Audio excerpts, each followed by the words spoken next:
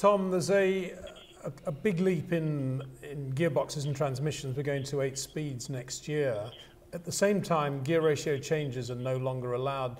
Is one commensurate with the other in terms of what we're going to need for the power curves of the engine?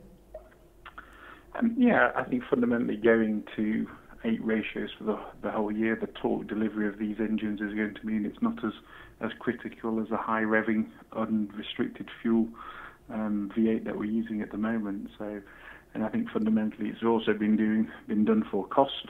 But yeah, I'm sure we get one chance, from my understanding of the regulations, to change after we've committed to our set of 8 ratios.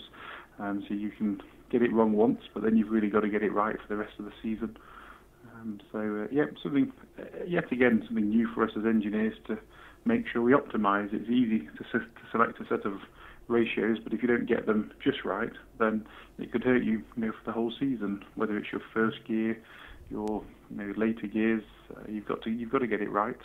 But as you sort of alluded to, the torque characteristics of these engines make it easier. Whilst you're both talking, I'm constantly thinking of Monaco. I know it's only one race out of 20 or 25 or how many they're going to have.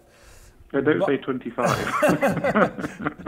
35, 45, I don't know. The more races, the more money, as far as I understand it. But when we're talking about torque, we're talking about 8 ratios, we're talking about fuel flow, and then we think of Monte Carlo, and we think of the hairpin, and we think of Tabac, and we think of Rascasse, and driving these cars around there, and what that's going to be like. And four speeds. Well, yeah, probably 4 speeds, as Rob said. I don't know. Do you think you'll be using 8 speeds around Monaco? No, for sure not. The Monaco speeds are much lower than the majority of the circuits, especially your Spas, Montreals, and Monza as the outlier. So no, there will be no chance that you'll be using your 8 ratios at Monaco, I would say. Well, what would you be using at Monaco? How many gears? You're probably going to be using, but in all honesty, I haven't myself spent much time looking at this. I would be careful getting too gung-ho with my answers. But you're probably going to be using 5 or 6 of the ratios, I suppose, is all you're going to be using. And you can imagine Fernando, with all that torque in the Ferrari coming out of Rascasse, starting his qualifying lap. He's not going to want to just throw the thing sideways and have massive opposite lock and smoke coming off the rear tyres, Rob, is he? No, he will, because he knows he's got Kimi as a teammate, and then that Latin temperament's going to come to the fore. Yeah? No, he will definitely do that. Yeah. How's your boy Nico going to adapt to all this, do you think, Tom? No, I think Nico will adapt well. He's a bright kid. He's at the right level of intelligence for being a driver. He can process a lot of information. Very good recollection. Because he has a bit of experience now, I see quite a difference in him from his rookie season in 2010.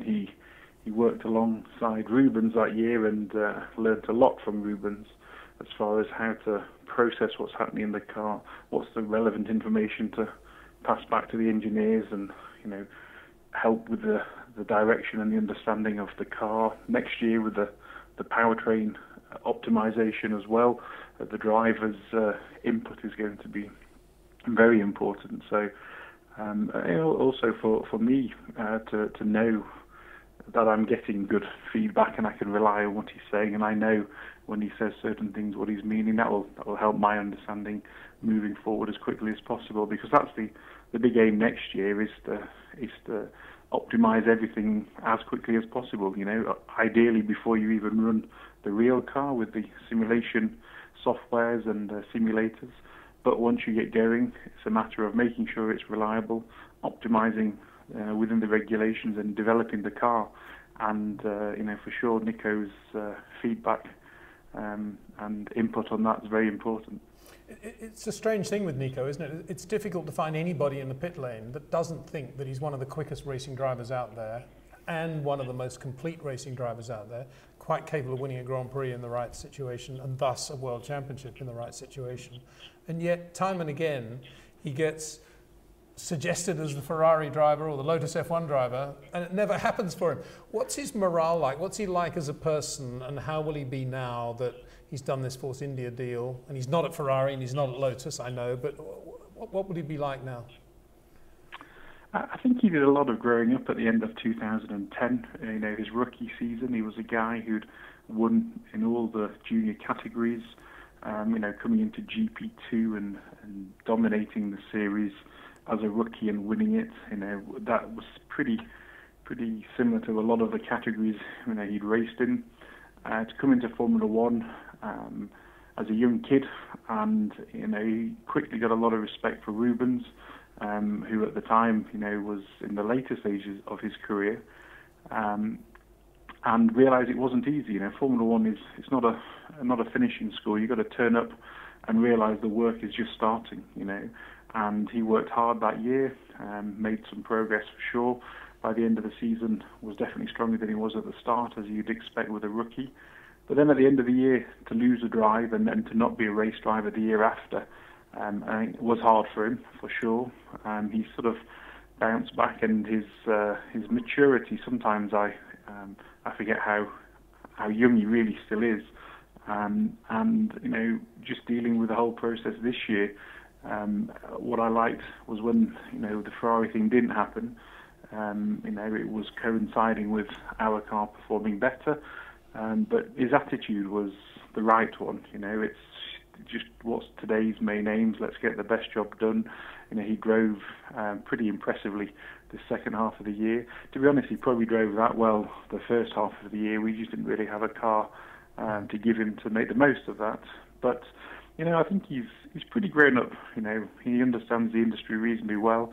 He knows the times, you know, the situation with all the Formula One teams at the moment. And yes, for sure, he would rather be in a car that's, you know, guaranteeing him, or there's no guarantees nowadays, but, you know, with a track record of championships and race wins.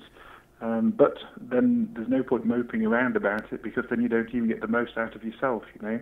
And he knows that, and he's very motivated now. He was this year. His head never went down, even when we were struggling. And he was just, come on boys, rallying us around.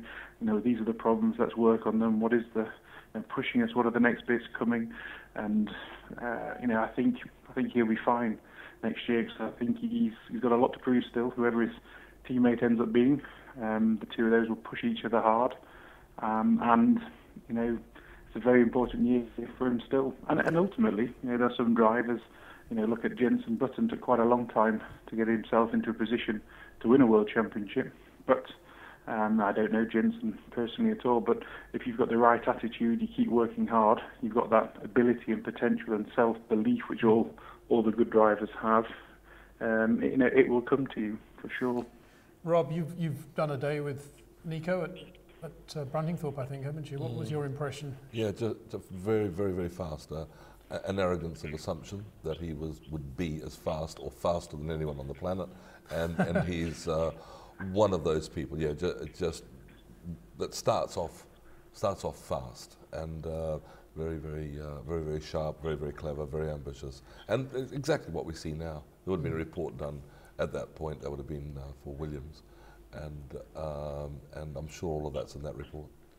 And and this is a big if Sergio Perez is the teammate, how would you compare the two drivers, Rob?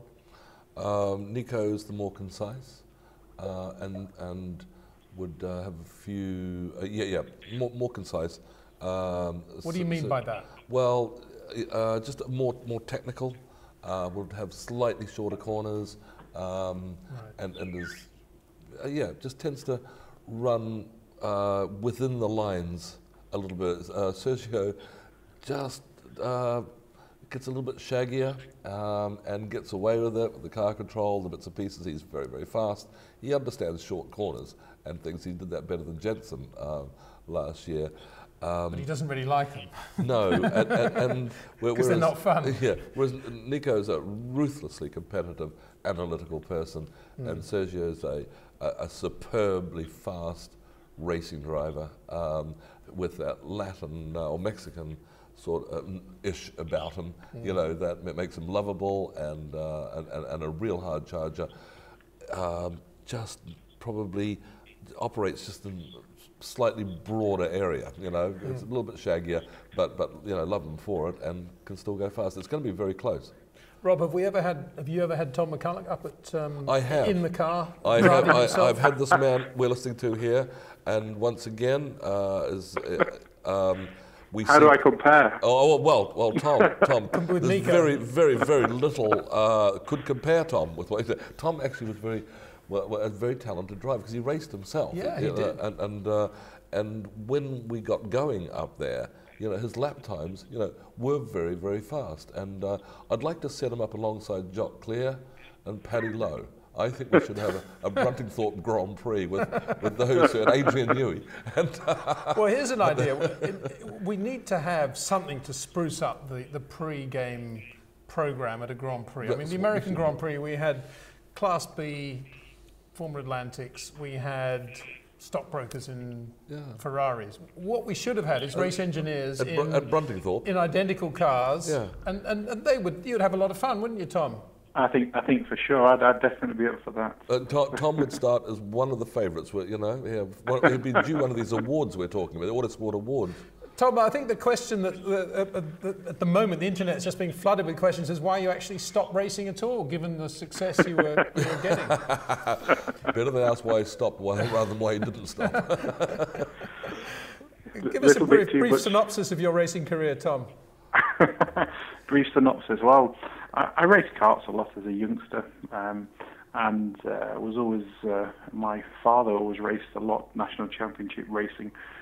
Club racing throughout my childhood, and we still only a couple of years ago stopped circuit racing, and he still tears up and down hills in the south of France in a Mark 1 Escort, having a lot of fun. So he's always been a racer.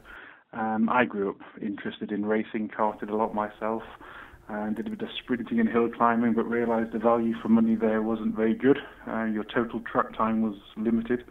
So I bought myself a 1983 Formula 4 2000 car, and just did a whole load of testing. I didn't want to go racing until I was quick enough to race, so I used to love going testing. Used to get a lot of hours in, go to somewhere like Cadwell Park, Hulton Park, those kind of circuits. You could run nearly the whole day till you ran out of fuel and tyres and energy. They were the days, eh? And and raced with the 750 Motor Club, just club racing.